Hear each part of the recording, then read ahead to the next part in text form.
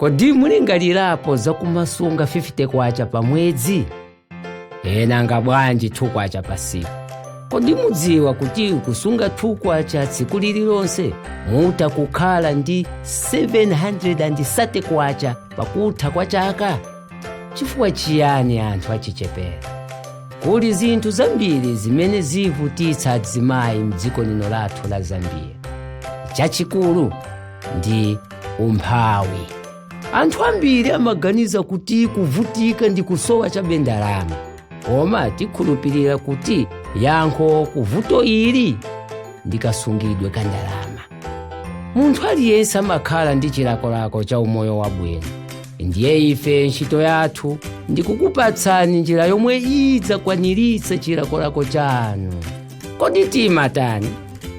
Ife a Restless Development Zambia, ntchito yathu ndikuthandiza azimayi achichepere kukhala ndi ufulu wa za ndalama ndi chuma. Tikhulupirira kuti yankho yothetsa mavuto ili ndi inu anthu achichepere ngati iwe ndiwe. Tikhulupiriranso kuti inuyo mungathe mavuto anu onse amene mupitamo ndi kupeza umoyo wabwino ndi banja lanu.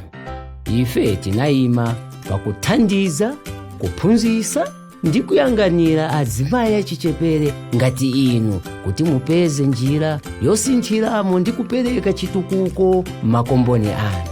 Kodi timachita bwanji? Tizakuphunzitsani chiphunzitso chabwino chokhala ndi ubwenzi ndi ndalama.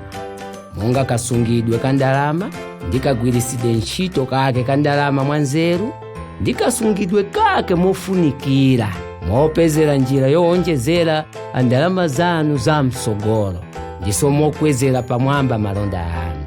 Chachikulu nkudziwa njira yopezera mu ndalama ndi zachuma omwe tithandizana nawo kugwira